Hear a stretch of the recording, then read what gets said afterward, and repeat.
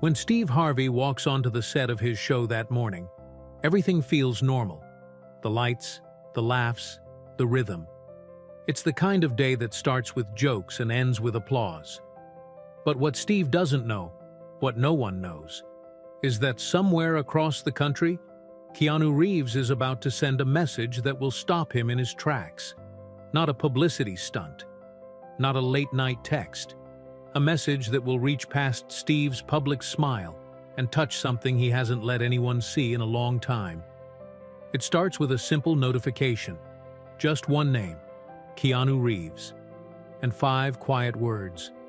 "Brother, I need to talk." Steve freezes. He opens the message, and as his eyes begin to scan the words, something in him shifts. The voice in the message isn't Hollywood. It isn't press. It's testimony. Because within the next few minutes, Steve Harvey will discover that something he said years ago saved a man's life. A man the world knows as untouchable, untouchably kind. But this message? It's not about kindness. It's about pain and healing. And what Steve doesn't know yet is that by the end of this message, he'll be the one in tears. The morning began like any other. A soft sun crept through the blinds, casting long golden streaks across Steve Harvey's kitchen floor. The coffee pot hummed low in the background. He stood by the window, one hand wrapped around a steaming mug, the other lazily scrolling through his phone. The news, the texts, the usual flood of notifications that meant everything and nothing at once. He wasn't in a rush, rare for a man whose life was usually measured in tapings and deadlines. Today was different, calmer, the kind of morning where the silence doesn't press, it soothes. That's when he saw it. A name. Just one. Keanu Reeves. It sat there on the screen like a whisper. No flashy subject, no all-caps urgency. Just a quiet message from a man Steve hadn't spoken to in years, maybe once at an awards show in passing. A handshake, a nod, respect exchanged in silence. Hollywood had a funny way of making moments feel meaningful, even when they were fleeting. But this wasn't fleeting. Steve's thumb hovered over the notification. For a split second, he wondered if it was a mistake, a misdial, a forwarded message that somehow landed in the wrong inbox. But when he opened it, the first sentence stopped him cold. "Brother, I need to talk." The words weren't dramatic. They weren't long. But something in them, the weight, the way they reached, grabbed him by the chest. Not his ego, not the entertainer, just him, the man behind all of it. Steve didn't move for a few seconds. His coffee had gone still. The hum of the kitchen disappeared. The room was suddenly quiet in a way that demanded reverence. He sat down, not at his desk, not in his home office, just at the edge of his kitchen table, elbows resting on the wood like a man bracing himself for a storm he couldn't see yet, but could feel coming. The message continued. "I've never shared this with anyone, not publicly, not even privately. But you said something once, something I heard when I was in the dark, and I need to tell you what it did." Steve swallowed hard. There was no way this was casual. Not from someone like Keanu Reeves. Not from a man the world saw as cool and untouchable. The one who walked through fame like it couldn't touch him, couldn't change him. Steve had seen the clips too. Keanu giving up his subway seat, helping film crew members carry gear, slipping away from the spotlight without ever making a scene. Humble, generous, gracious. The kind of man who made you wonder if fame could coexist with realness. Now here he was, reaching out, not for publicity, not to collaborate, not for a segment, but with something heavier, something sacred. Steve leaned forward, phone still in hand, eyes scanning the next lines like they were scripture. "There was a season in my life," the message said, "where I didn't want to be here anymore. Not in the celebrity way people toss around. I mean really, didn't want to wake up, couldn't find a reason to get out of bed.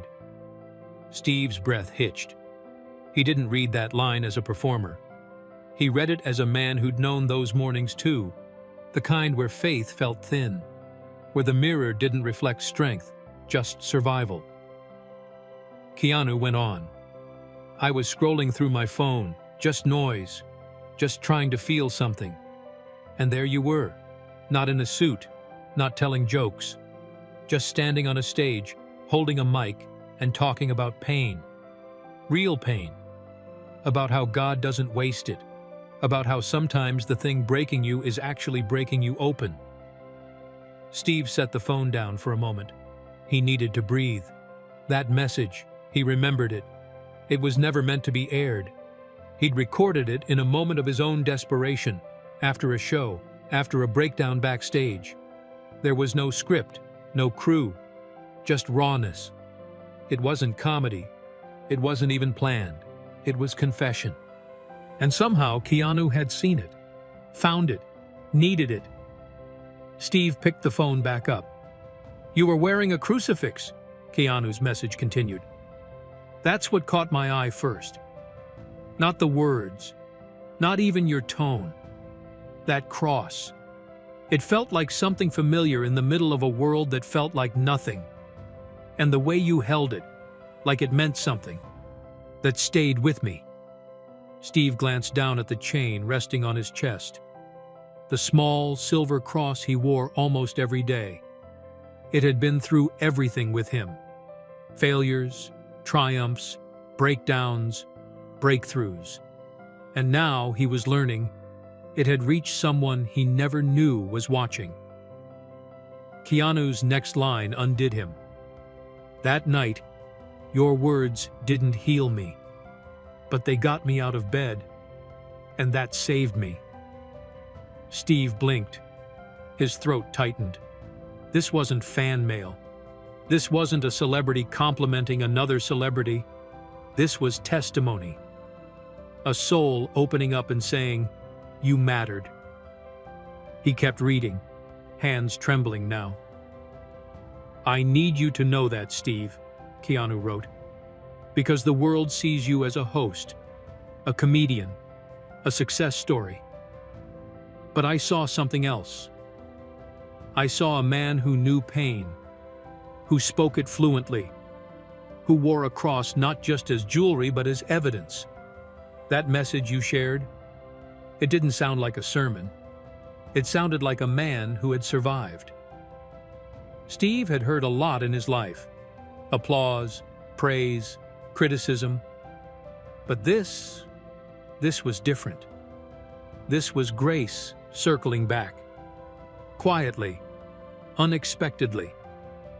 In the form of a message from a man who had every reason to say nothing, but chose instead to say everything. And Steve knew, deep in his bones, this message wasn't random.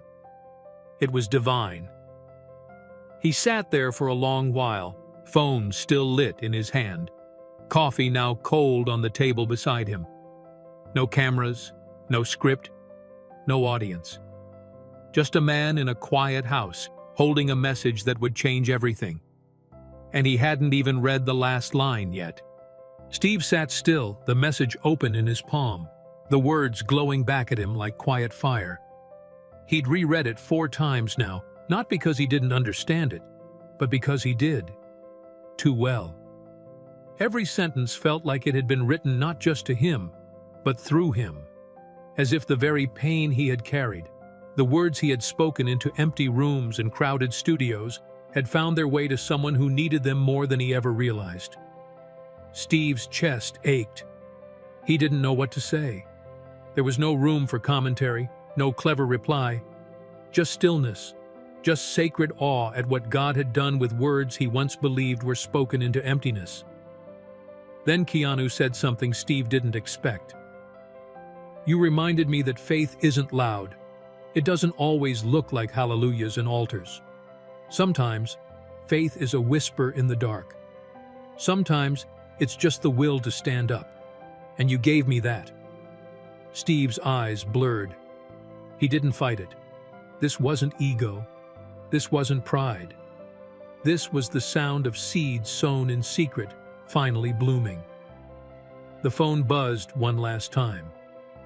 "I know you've probably heard a lot of praise in your life," Keanu wrote. "But this isn't that. This isn't admiration. It's gratitude. You weren't just speaking that night. You were saving someone. And I was the one." Steve stared at the screen for a long time. The room was quiet. The light had shifted again. Warmer now, softer. As if heaven itself had leaned in to listen. And in that stillness, Steve whispered to no one in particular. Maybe to God, maybe to the memory, maybe just to the silence. I had no idea. But now he did, and everything inside him was changed. The next message came slower, not because Keanu didn't know what to say, but because some stories carry the kind of weight you can't just lift all at once. They come out piece by piece like broken glass, each shard glinting with pain, each sentence fragile, holy. Steve knew that rhythm. He'd lived it. There's a way the soul speaks when it's been cracked open. Not loud, not clean, just true. The text lit up on his screen again. There was a season, Steve. Already, Steve sat up straighter. A season where everything looked fine on the outside, but on the inside, I was unraveling. Steve read slowly now, giving each word space to breathe. He wasn't rushing to the end. He knew. Some messages aren't meant to be read fast. They're meant to be felt. Keanu's words continued. I had just wrapped another film, big studio, press tours, smiles, autographs, people telling me how lucky I was, and I was grateful, don't get me wrong. I was alive, working, seen. But inside, I was tired, Steve. Tired in a way rest couldn't fix. Steve nodded without realizing it. Not the nod of agreement, but of understanding. That deep, soul-level knowing. Keanu kept going. I would go home to silence, not peace, silence. There's a difference. Peace holds you. Silence just reminds you what's missing. That line gripped Steve. He knew that silence too. The kind that lingers even when the laughter's over. The kind that crawls into bed with you when the camera's shut off. The kind that doesn't echo. It presses. I kept moving, Keanu wrote, because motion distracts you from collapse. I took meetings. I trained for roles. I smiled at interviews. But every night, I'd sit in the dark and wonder how much longer I could carry it all. The next line didn't come for a while. Steve waited, phone resting on his leg now, his eyes closed. It wasn't just Keanu recalling the storm. He was in it again. And so was Steve. 2 lives. 1 message. A story that had never been told. And what Steve didn't know yet was that this storm, this flashback, wasn't the end of Keanu's message. It was just the beginning. Steve hadn't moved. The phone rested in his hands like it weighed more than it should. The air around him had thickened. He wasn't reading anymore. He was receiving. There's a difference. One you do with your eyes, the other with your soul. Keanu's next message came slowly, as if every word had to fight its way through memory to reach the surface. That night, the night everything nearly ended, I wasn't looking for hope. I wasn't even looking for help. I was just trying to feel anything. Numb is its own kind of pain, Steve. It doesn't hurt. It haunts. Steve stared at the screen. The coffee on the table had gone cold long ago, but he hadn't touched it. His hands were still holding the phone. And something inside him, something old and sacred, was holding him. I remember picking up my phone, Keanu continued. Not to call anyone, not to text. I wasn't going to ask for help. I didn't want to be talked out of it. I didn't want to be told to cheer up. I didn't want scripture or sermons. I just wanted something to cut through the silence. And then came the line that stopped Steve's breath. I opened a random clip. It was you. The words hit like thunder. Steve blinked, stunned. Not because it was flattering, but because it was divine. What were the chances? What were the odds? He hadn't promoted that video. He hadn't even planned to record it. But somehow, it had landed in the hands of a man the world adored, just when he needed it most. Keanu's message kept coming. You weren't preaching, he wrote. You weren't performing. You weren't wearing a suit or standing behind a pulpit. You were sitting on a stool, mic in one hand, the other on your chest, and you were just talking. Not like someone trying to teach, like someone who had been there. Steve remembered that night clearly now. The stool, the lighting, the weight he'd carried on stage. He hadn't known what he was going to say until the words started pouring out of him. All he knew was that he couldn't keep them inside anymore. And somehow, those same words had become a lifeline for someone in the dark. You said pain has a language, Keanu wrote. And when someone who's been through it speaks, it cuts through the noise. I remember that sentence word for word. Because in that moment, it felt like you weren't just speaking to a crowd. You were speaking to me. Steve covered his mouth with one hand, his heart pounding. Not with fear, not with ego, with reverence. He knew what that moment was now. It wasn't coincidence. It wasn't timing. It was God. A divine intersection orchestrated in silence. You didn't know me, Keanu went on. But it didn't matter. That night, your words reached into the place I was hiding. You said, God doesn't always rescue us from the storm. Sometimes he rescues us in it. And I remember whispering to myself, is that what this is? A rescue? Steve let the tears come. He didn't wipe them away. He didn't move. He let them fall, silently. Because that's what you do when you realize your pain once birthed someone else's healing. And then you said something else, Keanu wrote. You said, if you're still breathing, it means God's not finished with you yet. That line echoed through Steve's chest like a bell. It was something he'd said 100 times before, on stages, on TV, in prayer. But he had never imagined those words reaching Keanu Reeves in the middle of a silent room, on the edge of existence, in a moment no one else would ever see. I watched that clip 3 times, Keanu said.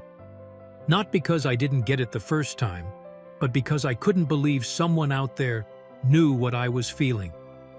I didn't know if I believed in God in that moment. I didn't know if I believed in anything, but I believed you. Steve's shoulders shook slightly. His hand still rested over the crucifix on his chest. The same one he'd worn in the video. The same one Keanu had seen and remembered. It wasn't what you said, Keanu continued. It was how you said it. Like a man who had bled, but still stood. Like someone who had tasted the silence and chosen to speak anyway. And that, Steve realized, was the moment the message had stopped being about him. This wasn't a compliment. This was a resurrection. Of memory. Of meaning. Of ministry he didn't even know he had started. Keanu's final line in that message came like a whisper through the screen. That night, I stood up. Not because I was better. Not because I was healed. But because, for the first time in a long time, I felt seen. And sometimes, Steve, sometimes being seen is the first miracle. Steve closed his eyes, the weight of those words resting in his chest like something holy. He didn't reply right away. He couldn't. Because something sacred had just happened. A stranger had heard his voice. And now, through that same voice, Steve was hearing his own calling echo back. The message came slowly, like a breeze before the storm. Steve sat still, the phone warm in his hand, heart open in a way it hadn't been in a long time. The room around him was quiet, but it wasn't the kind of quiet that feels empty. It was the kind that felt full, like something unseen had entered and taken a seat beside him. Another vibration, another message from Keanu. Shorter this time, more intimate somehow, like the words were pulling closer. I didn't get better overnight. Steve read the sentence once, then again. He didn't need more context.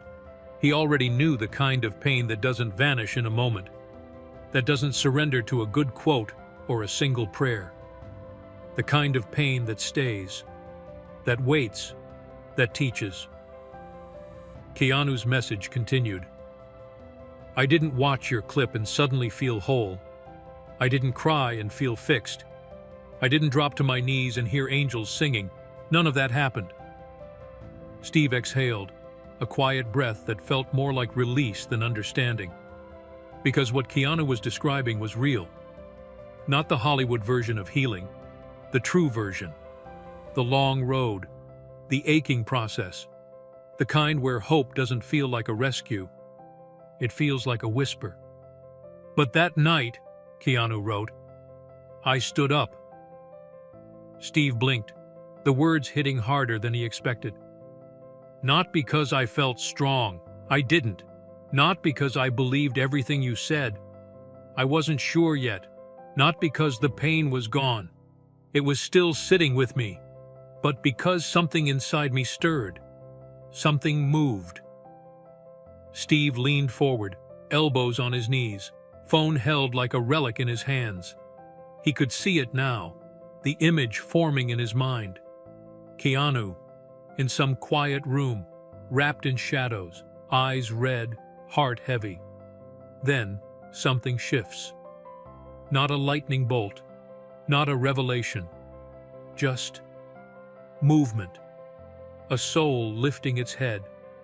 A man, bruised but breathing, finding the strength to stand.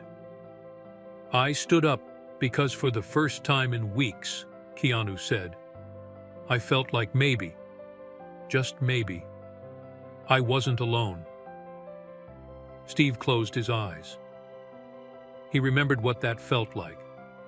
That flicker. That fragile thing people call hope. It doesn't roar. It doesn't march in loud. It whispers.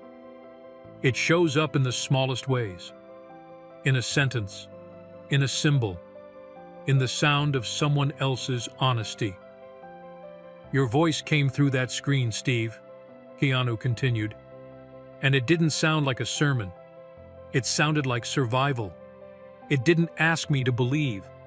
It gave me permission to breathe. Steve felt his chest rise and fall again, slower this time. The kind of breath that doesn't just fill your lungs, it fills your life. I kept that video on my phone, Keanu wrote. I didn't share it. I didn't repost it. I didn't even save it to favorites. But I watched it, every night for almost a week, just to hear it again. Not because I was healed, but because I was still trying. And some nights, Steve, that was enough. Steve wiped at his eyes, not out of embarrassment, out of reverence. These weren't just words. They were footprints. Evidence that someone had walked through fire and found a light on the other side. His light. Flickering through a screen. Reaching a soul across miles and shadows and silence. You didn't tell me I'd be okay, Keanu said. You didn't promise me joy or peace or answers. You just told the truth. That pain is real. That silence is heavy. That sometimes standing up is all you can do. And that, Steve, was the first time I believed I could still move. Steve let the weight of it rest on him. This was more than testimony. This was transfer. A moment where grace passes from one wounded heart to another and says, We're still here. We're not finished yet. People think hope is loud, Keanu wrote, but it's not. It's quiet. It's fragile. It's that one thread you grab when you don't even know what you're holding on to. Your voice became that thread for me, just enough to get me through the night. The tears came again. This time, Steve didn't try to stop them. He let them run, soft and slow, like a river that had finally found its current.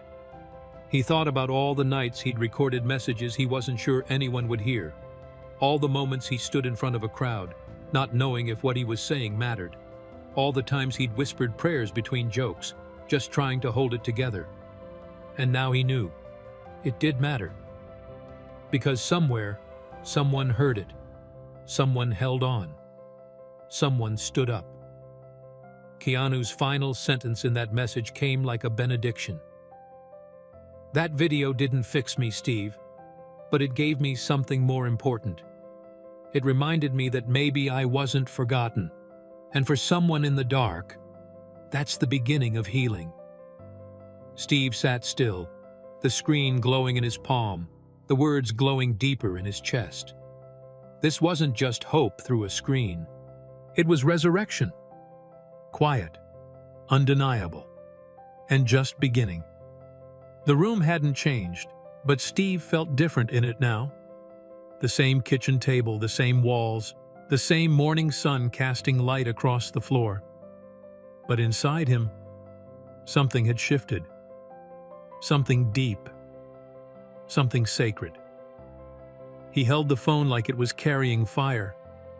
The messages weren't just words anymore. They were moments. Holy moments. Layered with pain, peace, memory, and something else Steve couldn't name yet. Something that felt divine. He stared at the last line again.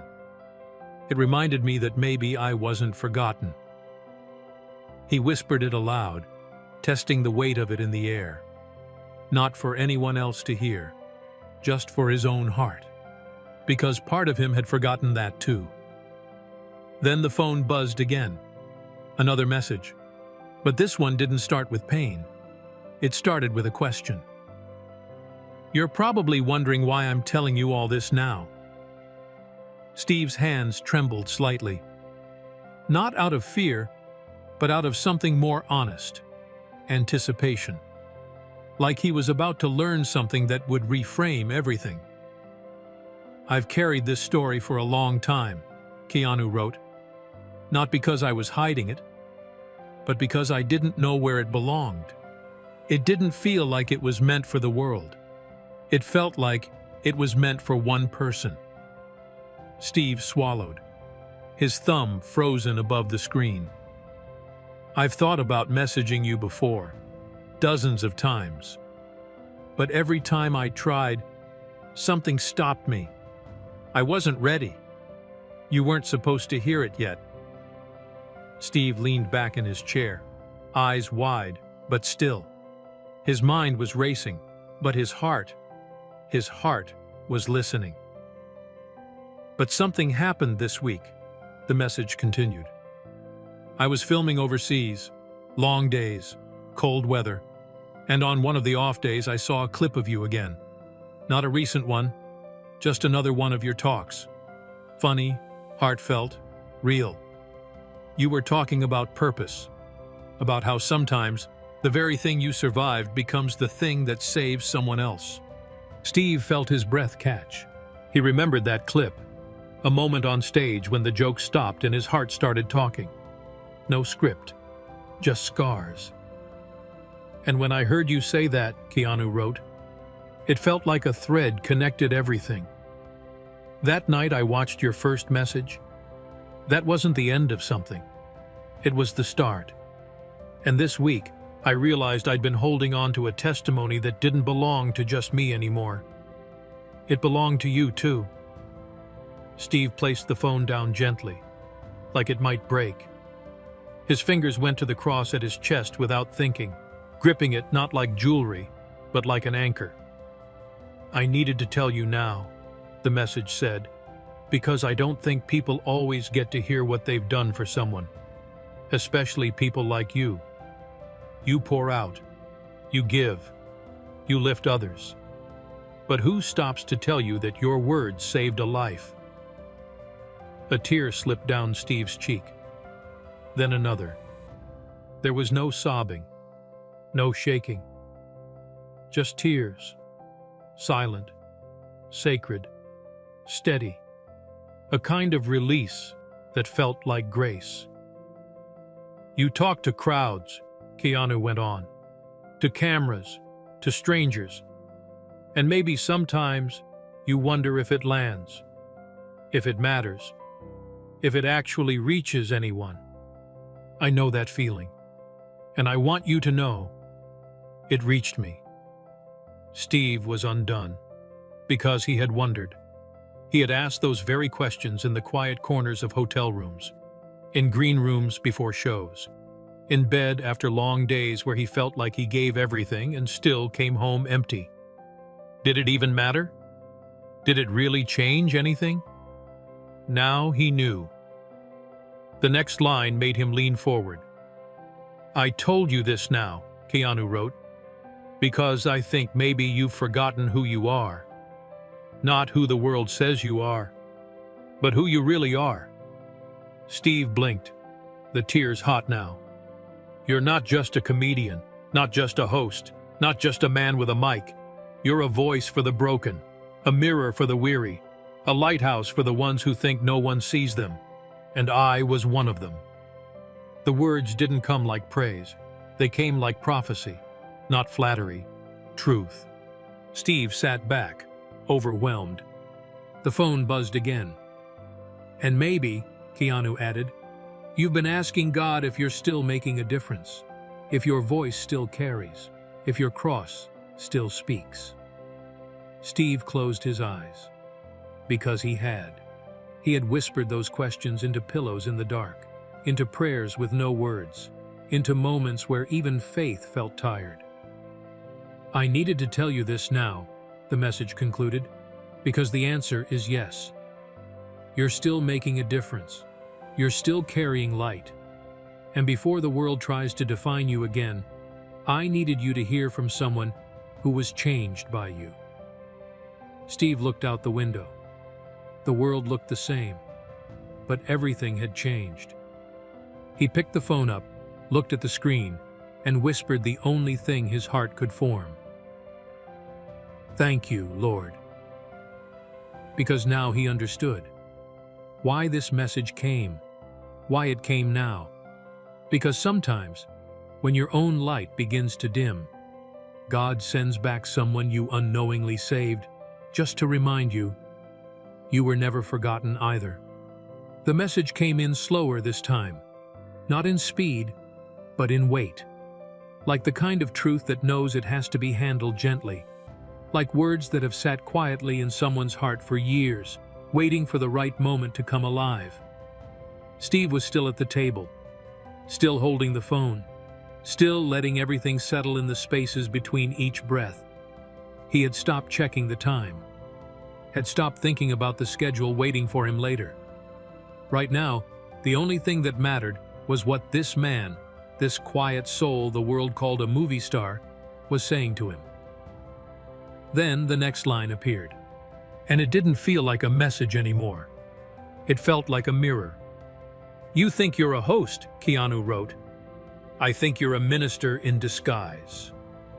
Steve froze. He stared at those words like they weren't meant for him, like they belonged to someone else. A preacher, maybe. A man with a Bible in his hand and a title in front of his name. But Keanu wasn't talking to a pastor. He was talking to Steve Harvey. The man with the jokes and the game shows and the mustache the internet never seemed to forget. The man who made people laugh, who made people think, who made people believe again in little moments they didn't see coming. That's who Keanu was calling a minister. The phone buzzed again. You don't preach in a church, Keanu said, but you still reach the lost. Steve leaned forward, elbows on the table, his other hand gripping the cross at his chest again. Not out of drama, out of instinct, out of something inside him saying, "Listen. You don't wear a robe," Keanu continued, "but you wear your scars, and that's what makes people trust you." The tears welled again, not the kind that came from sadness, but from recognition. Because deep down, some part of Steve had always wondered if what he did was enough. If his words, his comedy, his honesty, if any of it truly made an eternal difference. Now here was a man telling him, it did. And not just that, it still does. "You don't speak in parables," Keanu wrote. "You speak in pain, in truth, in laughter. And that's what saves people." Steve let the words settle. He thought about all the nights he'd stood in front of a crowd, knowing they wanted jokes but feeling something deeper tugging at his spirit. How sometimes the punchlines paused just long enough for a testimony to sneak through. How sometimes, in the middle of the show, he'd look out into the crowd and see someone crying, not from laughter, but from healing. He never knew what to call that before. Now he did. Ministry. Keanu's message kept going. "You think your job is to entertain," he wrote, "but what you really do is restore. You walk into people's living rooms every day. You sit with them when they're lonely. You make them laugh when they haven't smiled in weeks. You speak life without even knowing it." Steve's lips parted slightly. A soft, almost breathless "wow" left his mouth. Because it was true. He had sat with people in their loneliest moments, through TV screens, radios, interviews. People who never met him, but felt like they knew him.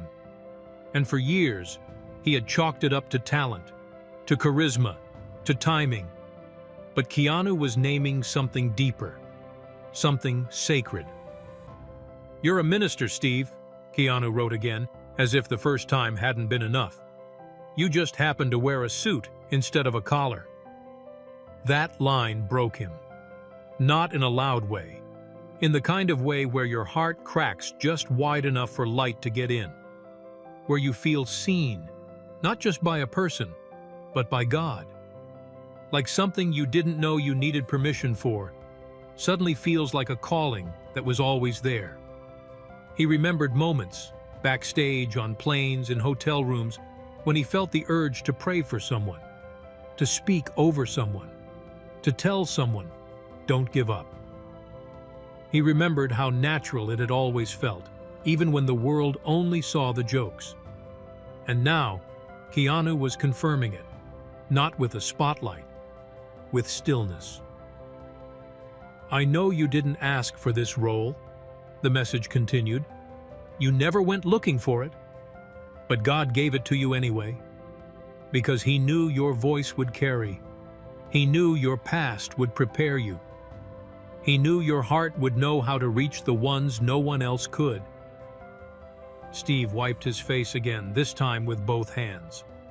He didn't care if it was messy. He didn't care if the tears kept coming. This was more than emotion. This was affirmation. He'd spent so much of his life trying to survive, then trying to succeed, then trying to give back. But through it all, God had been building something in him. A voice, a presence, a light.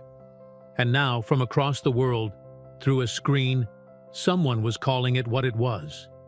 Ministry.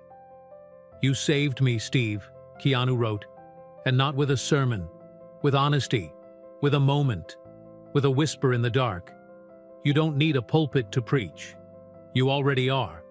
Steve stared at the screen through tears, heart pounding, hands trembling. Then he did the only thing that felt right. He bowed his head, not in performance, not in fear, just gratitude, because now he understood something he hadn't dared to believe before. He wasn't just telling jokes, he was answering a calling. Steve walked into the studio like he had 1,000 times before, early, focused, calm on the outside. But this morning, something was different. He could feel it the moment his feet hit the polished floor. The lights hadn't come on yet, the crew was still trickling in, but the atmosphere had already changed. He carried it with him. The message. It hadn't left his mind since he'd closed his phone hours earlier. He had tried to tuck it away, tried to file it somewhere in the part of his spirit where he kept inspiration and private revelations. But this wasn't that. This was heavier, holier. The kind of truth that doesn't let you just go back to business as usual. He walked past the makeup room without speaking, just gave a nod and a soft smile. Sat in the quiet of his dressing room, hands folded in front of him, phone resting face down on the table like a sealed envelope he didn't know whether to reopen or guard with his life. He hadn't responded yet. What do you say to something like that? Keanu's words were still ringing in his ears. You think you're a host. I think you're a minister in disguise. Steve had read it 3-4 times before finally closing the screen, as if keeping it open too long would burn a hole through him. Because deep down, some part of him had always suspected there was something more to what he did. Something beyond jokes, beyond timing and audience reactions. But now someone had said it out loud. And not just anyone. A man who didn't flatter. A man who didn't speak unless he meant it. He had carried that message into the building like a weight strapped to his chest.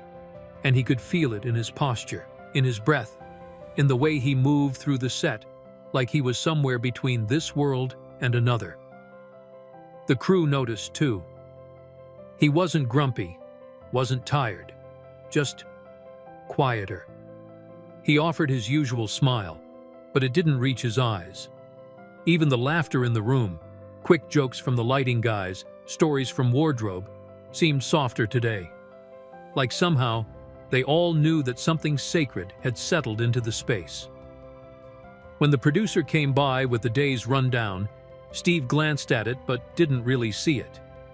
His mind was elsewhere. His spirit was full. He kept thinking about the cross on his chest, the one he wore every day like it was second skin. He'd touched it more times that morning than he had all week.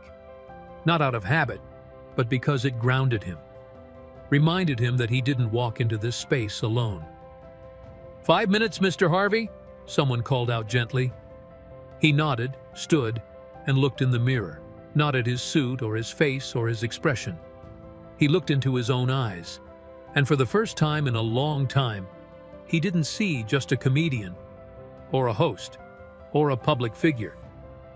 He saw the man Keanu had written to. The man who had once recorded a video after a night of crying, not to save anybody, but to survive. The man who had no idea that his brokenness, laid bare on camera, would become a lifeline for someone who didn't know how to ask for help. And now, standing in that mirror, Steve wondered how many other people had been watching. Not the audience, not the fans, the ones in silence, the ones sitting in the dark. That question stayed with him as he stepped onto the stage. The lights came up. The theme music rolled. Applause filled the room like a wave. And still, the weight remained. He greeted the crowd with a smile, but inside, he felt tender, wide open. The usual rhythm of the show began, jokes, applause, stories, but everything felt slightly offbeat to him, like a song playing in the wrong key. Not bad, just different. The audience laughed, but Steve's laughs came a little slower, not because he wasn't engaged, but because he was feeling everything, every story, every pause, every face. He looked out into the crowd and wondered, how many of them are sitting where Keanu sat that night? How many are holding on by a thread? And more than that, what if today's the day my voice is supposed to find them, too? The realization struck him like a slow wave, that he hadn't just been called to fill time, or to entertain, or even to inspire. He had been entrusted with people's hearts, with their hope. He didn't say anything to the crew, didn't announce some great revelation. He just moved through the show like a man carrying a lantern, softly, purposefully, humbly, because the message had changed him. And even in a room full of lights and laughter, the quietest part of Steve Harvey's soul was still echoing one truth. He wasn't just here to host a show.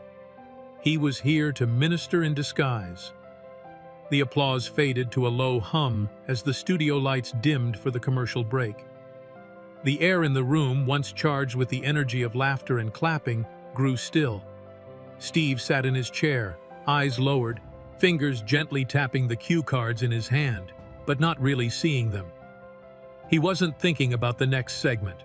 He wasn't running lines in his head or checking timing with the floor producer. He was somewhere else entirely. His phone was in his pocket, but it might as well have been a living thing pressed against his side.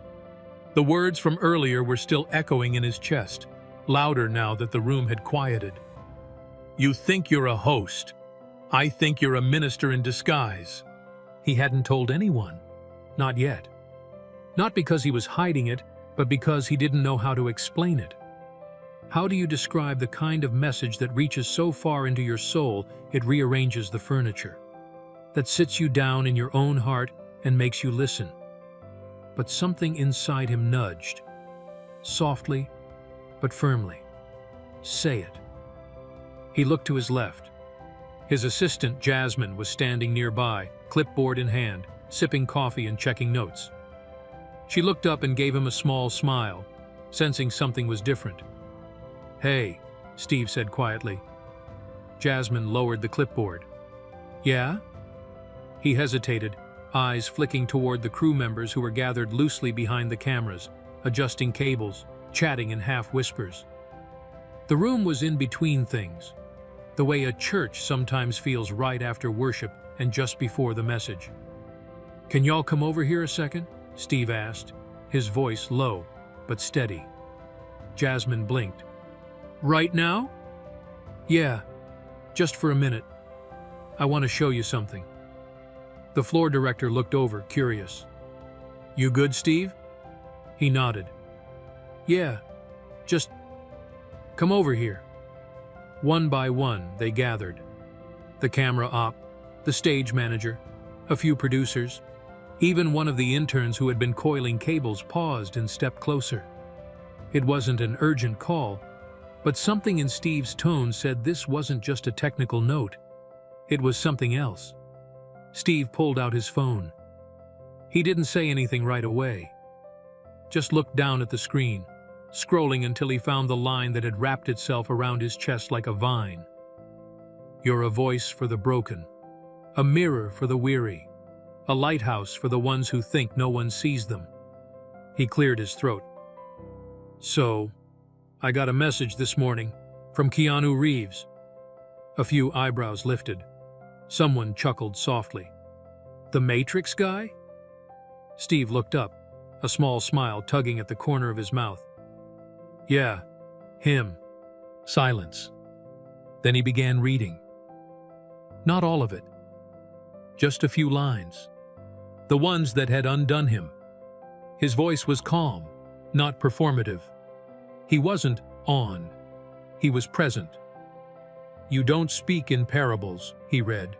"You speak in pain, in truth, in laughter, and that's what saves people." The room went quiet. The laughter from moments earlier faded like an echo disappearing down a hallway. Nobody moved. Nobody shifted.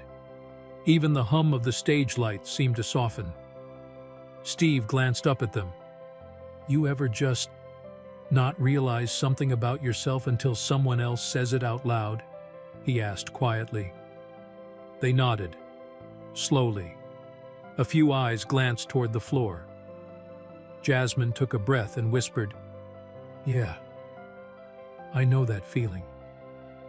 Steve looked back at his phone. He read one more line. "You think your job is to entertain, but what you really do is restore." A long pause followed. Sacred. uneasy in the best kind of way. The kind of silence that only enters a room when truth decides to visit. The floor manager crossed his arms, eyes glassy. One of the camera techs rubbed her hand slowly over her mouth, blinking. A tear slipped down Jasmine's cheek, but she didn't wipe it away. Nobody said anything, because nothing needed to be said. Steve put the phone down on his lap. "I've been doing this a long time," he said, voice low. "TV, comedy, hosting. But sometimes I wonder if it's really making a difference. If the jokes and the shows, if they matter." He looked around the circle of people who made the show happen every day. The people behind the scenes who caught his cues and fixed the lights and edited his laughter into something smooth for the screen. "And then," he continued, "something like this shows up, from someone I would have never expected. And it reminds me, this ain't just a job, it's a calling." The silence that followed wasn't empty. It was full of emotion, of reverence, of memory. One of the producers, usually stoic in all business, spoke softly. "You don't know how many times I've watched you on this stage and felt like you were talking to me, even when you were just joking." Steve nodded slowly, moved but not surprised, because something deeper was happening now. This was no longer just a crew on a break. This was a congregation in disguise. The floor director glanced at his watch, then at Steve. "We've got 30 seconds, he said gently. Steve stood up, smoothing his suit, but he didn't rush. He looked at them all one more time. A family of strangers who suddenly felt like they were sitting in something sacred. Then he smiled. "Let's go make people feel seen," he said, just like he made sure we were this morning. And as the lights came back up and the cameras rolled again, the room may have looked the same, but the spirit inside it? That had changed. Steve didn't expect another message.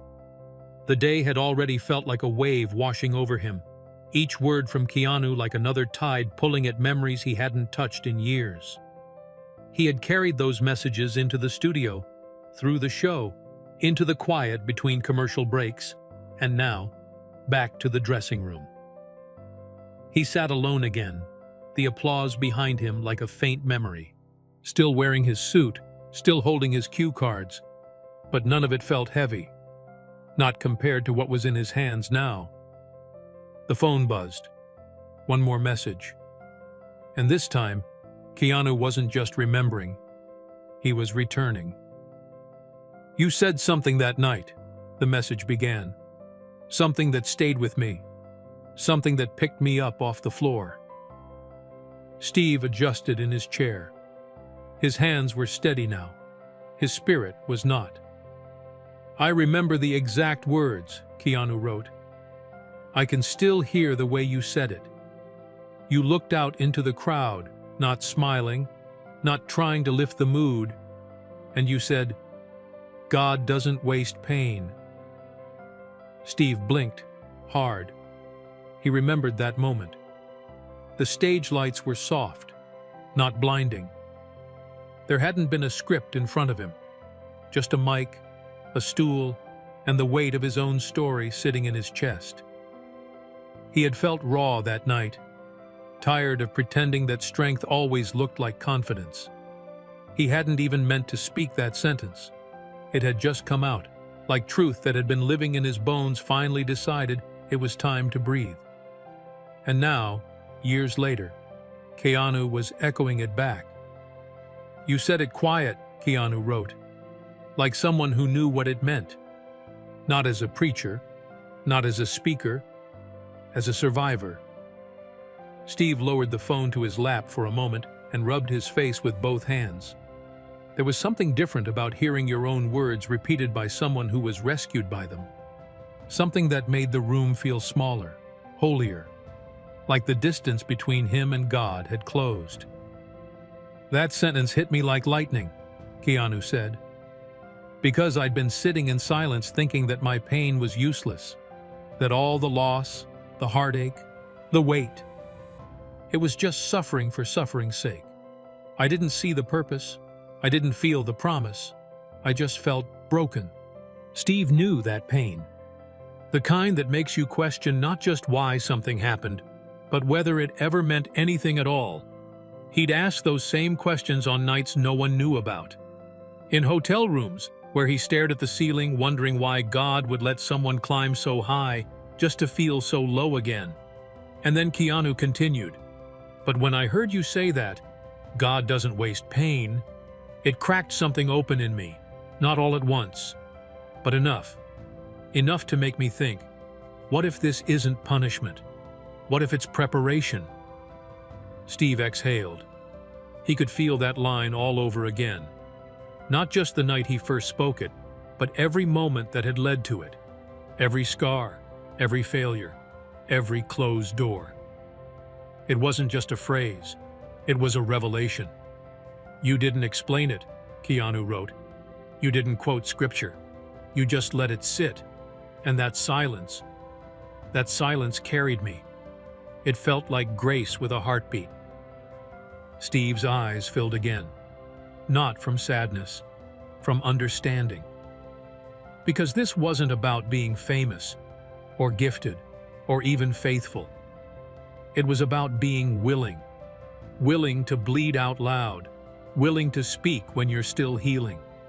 Willing to believe that maybe, just maybe, your suffering had a purpose you hadn't yet seen. Keanu's message continued, softer now, like the weight of it had settled even in his typing. "I don't know if you know what those words have done, Steve, but I needed you to hear this. They didn't save my life. They gave me a reason to want to save it." Steve closed his eyes. That was it. That was the truth that made everything worth it. All the moments he thought no one was listening. All the times he wondered if his story mattered. All the nights he spoke into the dark, unsure if the words would ever reach anyone. They had. They'd reached a man sitting in silence, barely breathing, ready to give up. And not only did they reach him, they raised him. Steve lifted the phone again, his thumb hovering over the screen. One more message came through. "You said God doesn't waste pain, and now I believe it. Because mine wasn't wasted. It led me here, to this moment, to this message, to you." Steve couldn't speak. The room was too quiet, too holy. Not because of who he was, but because of what God had done through him. He looked at his reflection in the mirror across the room. Not the host, not the entertainer. Just a man who had told the truth. And in doing so, helped someone else survive their own. And right there, alone in the dressing room, Steve whispered it to himself again, this time not as a statement, but as a prayer. God doesn't waste pain. And he knew, more than ever before, that it was true. The screen lit up again. Another message. Steve had lost count now, of time, of moments, of how many times his heart had cracked open in the last few hours. He was still in the dressing room, still in the same chair, but the man who had walked in this morning wasn't the same one sitting there now. Something had shifted, not just around him, but inside him. The messages from Keanu had peeled back layers, not with force, but with grace, with gentleness. One sentence at a time, revealing a truth Steve hadn't dared to confront in years. He tapped the screen and the words greeted him like a memory wrapped in fire. "There's something else you said in that video, Steve." Steve straightened. His eyes scanned the line slowly. He knew which moment Keanu was about to bring up, even before he finished reading. He felt it in his chest. It was near the end of the message. You paused for a long time. You looked down. You gripped that cross around your neck. And then you asked it. Not to the audience. Not to the cameras. You asked it like a man talking to God. Steve could see it now. The stage, the stillness, the way the lights hit him in that moment. He remembered how heavy his own voice had sounded when the words slipped out. Not rehearsed, not scripted, just real. You said, "Why me, God?" Steve closed his eyes. The question still echoed years later. Why me, God? He had asked it 100 times before that night, 1,000 after, in moments of blessing, in moments of betrayal, in moments where the weight of the platform felt too heavy for the man who still remembered what it was like to have nothing. Keanu's message continued.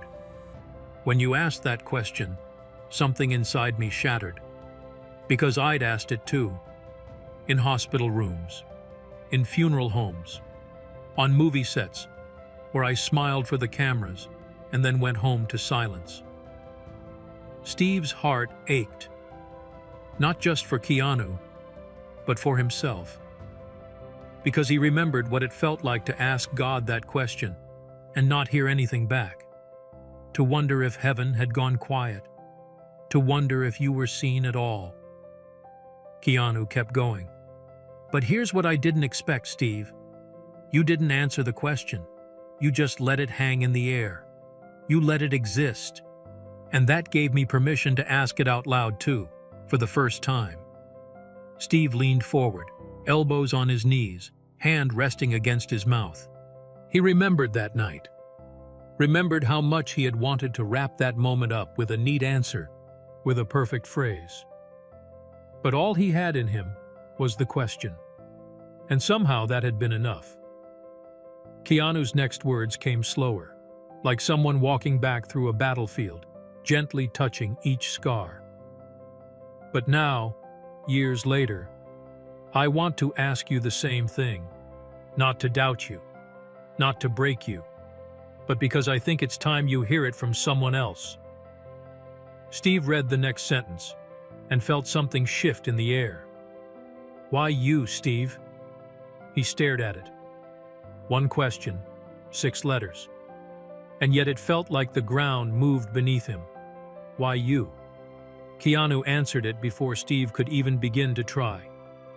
Because you speak like someone who's been through fire and didn't lie about the heat. Because your smile carries weight. Because your voice doesn't sound like performance, it sounds like survival. Because your pain turned into purpose and you let the world see it. Steve didn't move. Couldn't. The next line came, and it broke him wide open. Because there are people, like me, who didn't need a pastor. We needed you. A man with scars and jokes and a cross around his neck. A man who didn't hide when it hurt. A man who stood on a stage and asked the question out loud. Steve pressed his palm to his chest.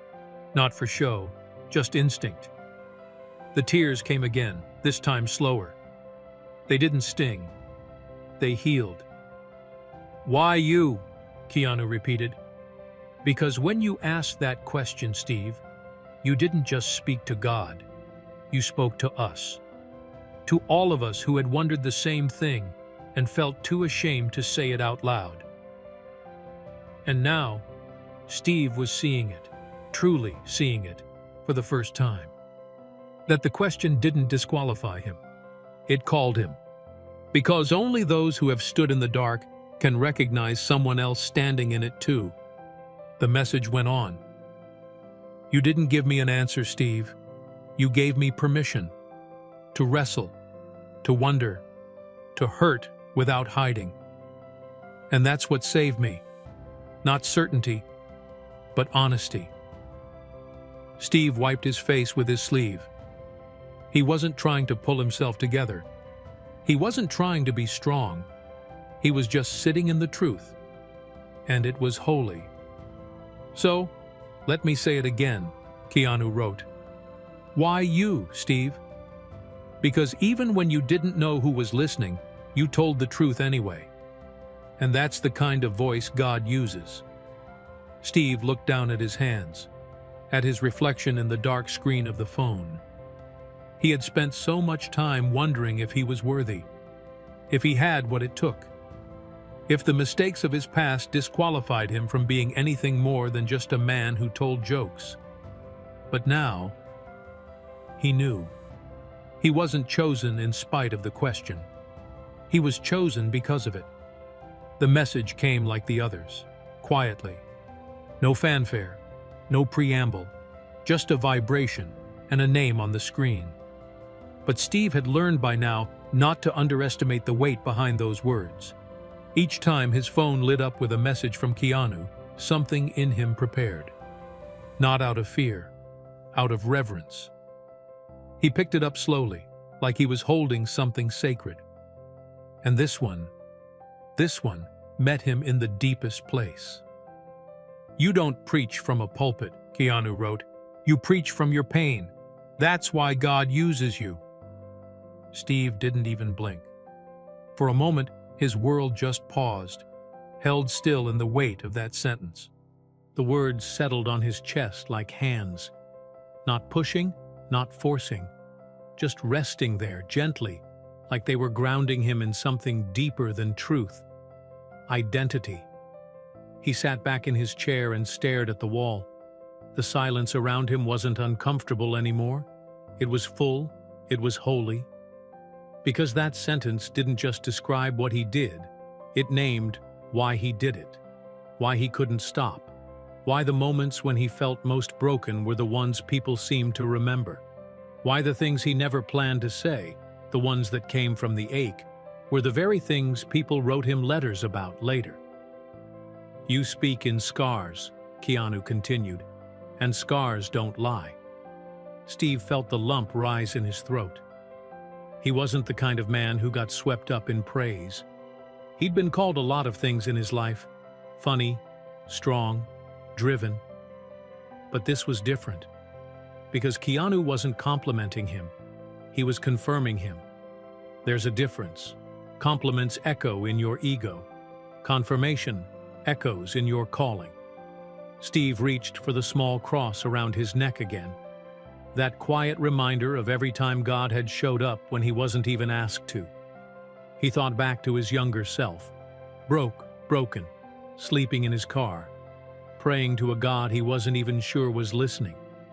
A man with nothing but a joke and a dream, showing up to stages with holes in his shoes and fire in his gut. Back then, he hadn't known this is what it would become. He just knew pain, knew how to make people laugh through theirs, knew that sometimes the only thing between someone's last straw and their next breath was hearing a voice that understood. And now Keanu was naming it. "You don't wear a collar," the message said, "but you wear your testimony." Steve closed his eyes, heart pounding.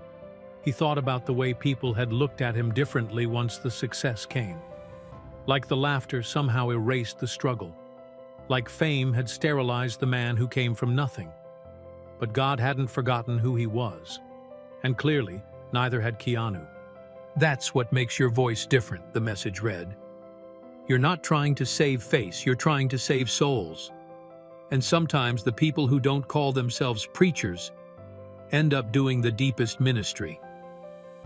Steve leaned forward now, elbows on his knees, staring at the phone as if it had become a mirror.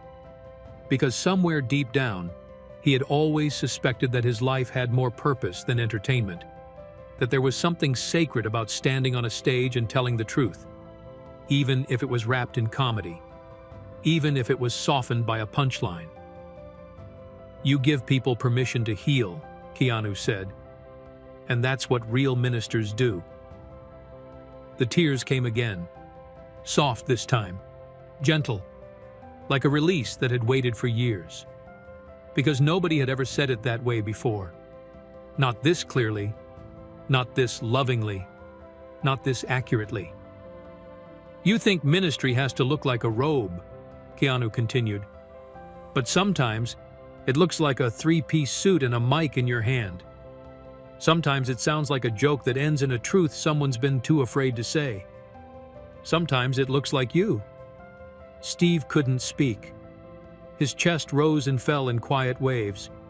Because in all the years of doing this, of giving, of hosting, of holding space for others, he had never paused long enough to recognize that what he was doing wasn't just meaningful. It was anointed. He had been ministering for decades and didn't even know it.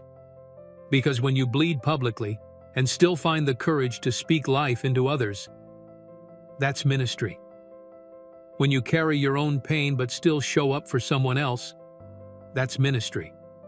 When you let your story be the reason someone doesn't give up, that's ministry. And now, sitting in a dressing room that suddenly felt more like a sanctuary, Steve Harvey finally understood what all the years, all the storms, all the scars had been preparing him for. He wasn't a preacher. He wasn't ordained. He didn't wear the robe. But heaven had been calling him minister all along, without a pulpit, without a title, without a collar. Just a man with pain and purpose, and a God who wastes none of it. Steve didn't think there were any more tears left in him. But then came the next message. The studio was quiet now, emptied out, the crew gone for the day. The lights were down, but one soft glow remained, his dressing room lamp casting long, thoughtful shadows across the floor. He sat there in the stillness, the kind that only shows up after the noise has left and something real has taken its place. His phone buzzed. Another message. "I need you to understand this," Keanu said. "You weren't just on a screen that night. You weren't just talking to a crowd. You weren't giving a speech. You were sitting across from me in the silence, in my grief, in my despair. And you spoke life into a place I thought had died." Steve stood up. He had to. He couldn't sit with it anymore. The message was too much to carry in a chair. He stood, phone in one hand, the other pressed against his chest, and began to pace the room. Slow, reverent, like walking through a sacred place barefoot. He remembered so many nights when he doubted what he was doing. When the cameras turned off and he questioned if anything he said really mattered. When he poured his heart out and wondered if it had just echoed off empty walls. But now, he knew. He knew. Because Keanu Reeves, stoic, gracious, thoughtful Keanu Reeves, had just told him something that could only be called divine. "You saved me." Steve let out a soft, broken sound, half sob, half prayer. Then the next line came. "That's why I had to tell you now. Because I think sometimes the ones who save others forget what they've done. You've carried so many, held so many. But who holds you, Steve?" The question stopped him in his tracks. He hadn't expected it, and that's what made it land. He looked down at his phone again. His hand trembled. "Let me hold you with these words," Keanu wrote. "Let me remind you of your impact. Let me be the proof that what you do, what you say, matters more than you'll ever know."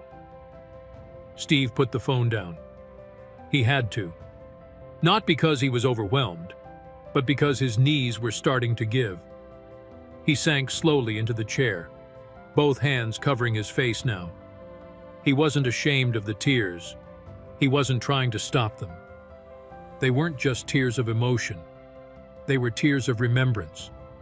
Because somewhere along the way, in the routine of work, the weight of expectation, the repetition of days, he had forgotten. Forgotten what his voice could do. Forgotten that ministry doesn't always wear a collar or stand behind a pulpit. Forgotten that sometimes all it takes is one voice in the dark saying, "I see you," to make someone believe they can live again. And tonight, that voice was echoing back. Not his own, but the voice of a man he never meant to save. A man who now saved him right back. With 7 unforgettable words. "You weren't just speaking that day. You were saving me." The room had gone still. Steve sat in the same chair he'd been in for hours, but now everything felt different. The walls didn't feel like a dressing room anymore. The suit he wore didn't feel like armor. The silence didn't feel empty. Everything felt open. He leaned back slowly, letting the weight of the last message settle on him like a blanket pulled from heaven. His hands rested in his lap. His phone, now dark, lay beside him like a stone that had done its part. And for the first time in a very long time, Steve Harvey wasn't thinking about what he had to say. He was thinking about what had just been said to him. You weren't just speaking that day, you were saving me. The words kept playing in his mind, not like a script, not like a memory, but like a melody. Over and over again, each time softer, each time deeper. He couldn't explain the feeling. There was no name for it. It wasn't pride. It wasn't relief. It wasn't even gratitude, though that was there too. It was something older, something gentler, something sacred. It was being seen, and not seen the way the world saw him, not as the entertainer, the host, the man who turned pain into punchlines, the man who walked out with perfect timing and always knew the camera angle. No, this was different. This was someone seeing the man behind all of that, the man who had failed, the man who had prayed through tears in hotel rooms with no one to hear him but God, the man who had smiled on cue even when his heart felt like it was splitting in two, the man who carried stories and sorrow and still chose to show up. That man, he had been seen, and it undid him. He sat there and realized something he hadn't allowed himself to feel in years: validation. Not the kind you get from ratings or applause or headlines, but the kind that says, I see who you are beneath it all, and it matters. Steve's eyes welled again, but these weren't the tears of being overwhelmed. They were the tears of someone who had spent a lifetime pouring out, and just now, in this quiet room, realized someone had been pouring back into him without him knowing it. Through a screen, through a whisper, through a message that had waited years to arrive, and showed up exactly when it was supposed to. He thought about all the times he had wondered if it was worth it. All the nights he had laid awake thinking, am I just noise? Am I just filling time? Is anyone really being changed by what I do? And now, across the miles, a man the world knew for stoicism and silence had answered all of those questions with a story of his own. You saved me. That phrase kept echoing. But it wasn't the words that struck him most. It was the eyes he imagined behind them, the weight, the sincerity, the humanity. Steve breathed in deeply and looked up at the ceiling. Not to escape, but to center himself. He had spent so much of his life performing for others. Sometimes not because he had to, but because he thought it was the only way to stay worthy, to stay valuable, to stay needed. But now he understood something he hadn't dared to believe before. He didn't have to earn this. He didn't have to be perfect. He didn't have to craft the perfect sentence, or get the best laugh, or deliver the sharpest wisdom. All he had to do was be real. Because real had saved somebody. And in doing that, real had saved him. He remembered something his grandmother once told him when he was a kid, sitting on her front porch, head bowed after a rough day. She had looked at him, hands worn from decades of prayer and hard work, and said, Baby, there's gonna be a day when somebody sees you. Not what you can do, not what you give, but you. And it's gonna feel like a gift. Don't you run from it. He hadn't thought about that moment in years. But now, as he sat in this quiet room, with nothing but the echo of grace filling the air, he felt it. The gift of being seen, not praised, not celebrated, seen. He picked up the phone again, holding it differently now, not like a device, like a bridge, a lifeline, a holy link between his soul and someone else's. He scrolled through the messages again, slower this time. Not to reread, but to remember. Every word had been a hand on his back. Every sentence a light in a place he hadn't known was still dark. And by the end of it, he realized something he hadn't spoken out loud. He felt whole, not because he had it all figured out, not because every pain had vanished, but because someone had reminded him that his pain meant something, that his voice mattered, that his presence had purpose. And now, in the soft light of a room turned sanctuary, Steve Harvey sat in silence, not empty, but filled. And for the first time in years, not as a host, not as a brand, but as a soul, fully seen, and finally, at peace. The room was quiet. Not the kind of silence that's awkward or empty, but the kind that feels alive. Like the space between notes in a song, like a breath that holds meaning. Steve sat in it, unmoving, the phone still resting in his hand, the glow of the screen painting soft light across his face. He wasn't rushing anymore. The urgency had passed. This wasn't a moment to hurry through. It was a moment to feel. The message hadn't stopped. Not yet. Keanu's words were still coming, still flowing like a gentle river that knew where it was going, even if Steve didn't yet. Another line appeared. Sometimes healing doesn't come in the noise. Steve read it slowly. Let it land.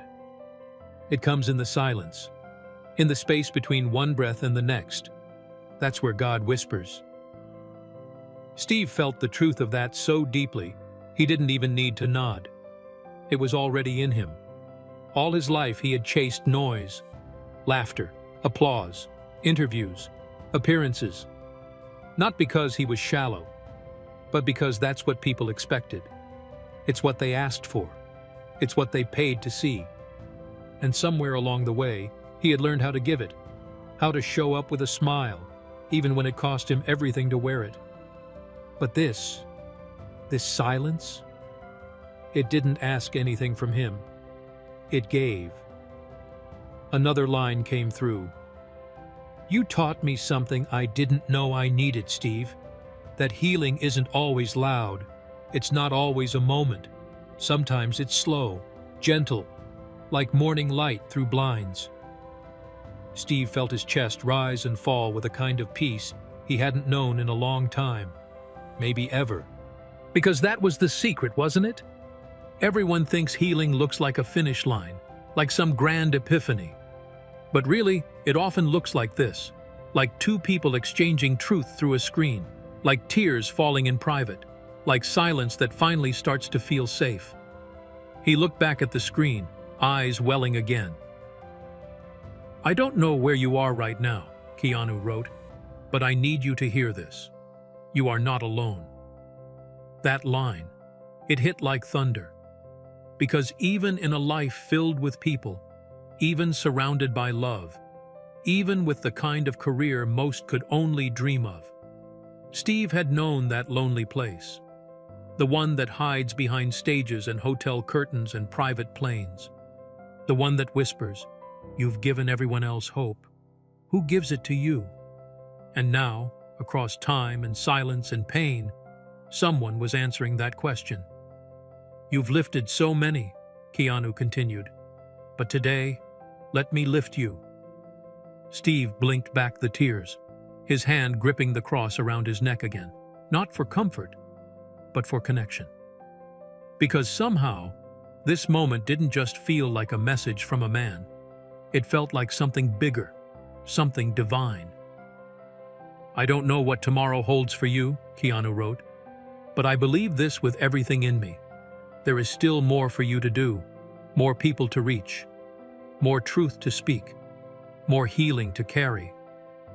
Steve exhaled shakily, like something deep inside had just let go. How many times had he thought of slowing down, of stepping away, of retreating quietly while the world moved on to the next voice, the next star, the next story? But now, in this silence, he could feel it. He wasn't done. The cross he wore every day wasn't just habit. It was a calling, one that didn't retire when the camera shut off. He tapped the screen again. Another message. You said something once that I never forgot. If you're still breathing, God's not finished with you yet. Steve smiled softly. He remembered that line, had said it 1,000 times, but hearing it reflected back to him now, through the eyes of someone who had once been on the edge. It felt new. It felt true. Well, Steve, Keanu wrote, you're still breathing, so I need you to keep going. Keep showing up. Keep being the voice that breaks the silence for someone else. Because someone, somewhere, is scrolling in the dark, just like I was, and they need you. Steve's hand covered his mouth. It was too much, and just enough. He sat there for a long time, eyes closed, the phone glowing in his palm like a small lantern in a long tunnel. He could feel something happening, not on the outside, but inside. Like the broken parts of him weren't being forced to vanish, but were being gently held, not erased, healed. He remembered the boy he used to be, the young man who slept in his car, who walked into comedy clubs with nothing but hope in his chest. He remembered how loud the world was back then, how desperate he had been to make it. And now, he didn't want the noise. He wanted this, the silence, the stillness, the sacred space where healing finally speaks. One last message came through. Walk in your purpose, Steve, not because you have to, but because the world is better when you do. And in that room, alone but not lonely, Steve Harvey smiled through his tears, lifted his face to heaven, and whispered the only thing he knew how to say in a moment like this: I hear you. And for the first time in a long, long while, he believed it. The next morning, the studio was quiet again, but this time for a different reason. Word had spread that something had shifted in Steve. No one could quite name it. The crew didn't ask. The audience hadn't seen it yet. But the air itself carried a different kind of weight, one that couldn't be scripted or produced. Steve stood just off stage, mic in hand, ready to step into the light. He'd done this walk 1,000 times, but today, his steps were slower, steadier. Not from nerves, from knowing. He could still feel Keanu's words in his bones. Not just the message, but the meaning, the invitation, the reminder, the rescue. He had stayed up most of the night, not because he was restless, but because he was awake, in the way a soul becomes awake after sleeping for too long. He had walked around his house with no music, no distractions, just silence and the echo of grace. You're still breathing, Steve, so I need you to keep going. He hadn't told anyone what the message meant to him. He didn't need to. It wasn't a story for headlines. It wasn't a moment to be clipped and shared.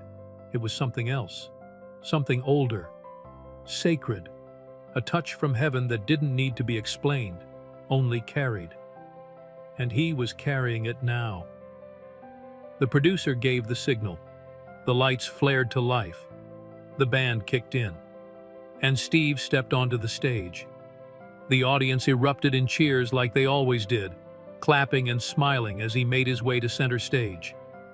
But the moment he stepped in front of the mic, the applause faded quicker than usual, because something in his face, in his posture, in his presence, told them this wasn't going to be a usual show. Steve stood there quietly for a moment. The room stilled. He looked out over the crowd, eyes scanning the rows, and then he spoke. I was going to do the regular show, he said, voice low but steady. We had a whole thing planned. Questions, games, jokes. A few people chuckled softly, unsure of where he was going. Steve smiled, but it wasn't the usual kind. It was the kind that came from somewhere deeper, the kind you give when you've been through something, and you're not afraid to show it. But something happened this week, he continued. Something personal, and I can't shake it. I don't want to. The audience leaned in. curiosity turning to quiet reverence. Steve's eyes glistened. "I got a message," he said, "from someone you all know. Someone the world sees one way, but I now see differently." He didn't say the name. He didn't have to. He took a deep breath. And that message reminded me of something I think we all forget, especially when we're tired, when we've given everything we have and still wonder if it's enough. When the applause dies down and the lights go out and we're left with ourselves. The room was silent now, not tense, sacred. "That message," Steve said, voice cracking slightly, "reminded me that this," he gestured to the stage, the mic, the audience, "is more than a show. It's more than entertainment. It's ministry." A few gasps, some quiet tears, people shifting in their seats as something holy washed over the room. "And I don't know what you're going through today," Steve continued. "I don't know what you're carrying, but I know this. God doesn't waste pain. He doesn't waste nights you thought would break you. He doesn't waste silence." His voice trembled now. The tears in his eyes had reached the edge. "He sees you, and he sends help in the strangest ways, through strangers, through shows, through people you never thought were watching." He paused, wiped his face, then chuckled softly through his tears. "And sometimes, through a message that hits your soul when you didn't even know it needed healing." The audience didn't move. Not a cough, not a whisper, just stillness. Steve looked out across the crowd, and then upward, eyes full, heart undone. And then, with a voice just above a whisper, he said the only words that felt right. "Let's pray." He didn't wait for permission. He bowed his head. And the room, hundreds of people, cameras, crew, staff, followed. No music, no cue, no applause. Just a room full of strangers becoming something more than an audience. Family. Steve prayed softly, words coming like water. No theatrics, no performance, just honesty, gratitude, surrender. "God, thank you," he began, "for not letting me quit, for speaking when I thought you went quiet, for using people I never expected to save me." He paused, voice breaking. "Thank you for the reminder that we're not just here to entertain. We're here to reach, to carry, to hold." Tears rolled down his face. He let them. And if there's anyone in this room who needed that reminder too, let them feel it right now. That they are seen, that they are not alone, that you are not finished with them. A soft sob from somewhere in the crowd. Another, then another. And then, stillness again. Not empty, full. Steve lifted his head, eyes red but peaceful. He didn't say amen. He didn't need to. The whole room was living it. The camera slowly faded to black. And for the first time in a long time, the show ended not with applause, but with healing. The screen stayed dark for a breath longer than usual. No credits, no music, just stillness. Then, slowly, the words appeared in white letters on black. "You weren't just speaking that day, you were saving me." Below it, smaller now, a second line faded in. "A message from Keanu Reeves to Steve Harvey." Then came the voiceover. Not flashy, not dramatic. Just soft, reverent. A narrator whose tone didn't speak at the audience but with them, like someone sitting beside you on a porch sharing something sacred. Sometimes the words you speak in your own pain become the lifeline for someone else in theirs. A moment passed. Sometimes the stage you stand on isn't a platform. It's a pulpit, even if you don't know it. Footage rolled, quiet clips. Steve backstage, sitting alone in his dressing room, the cross hanging around his neck, his eyes closed. his hands folded. Then, Keanu. A flash of him on a red carpet, looking down at his phone with a quiet smile. Not a performance. A private moment, caught in time. The narrator returned. God uses the most unlikely people to do the most extraordinary things. And sometimes, the ones who've bled in silence end up becoming the ones who speak healing loudest. One final image filled the screen. Steve on stage, head bowed, hand over his heart. The crowd behind him standing in silence. Then the last line faded in, slow and steady. You don't need a caller to be called. You just need to keep showing up, with your scars, with your story, and with your heart. A soft instrumental swelled. Not loud, not overbearing. Just enough to carry the moment. Thank you for watching. I'm curious, where are you joining us from today? Drop your city or country in the comments below. And if this story about purpose, faith, and the quiet ways we can change each other's lives touched your heart, hit that like button. It helps share the message with more people who need a reminder that they matter. And before you go, don't miss the video on your screen right now. Another real story that just might restore your hope. Remember, sometimes the softest voice in the silence is the one that saves somebody's life. And for the ones still watching, that voice might be yours.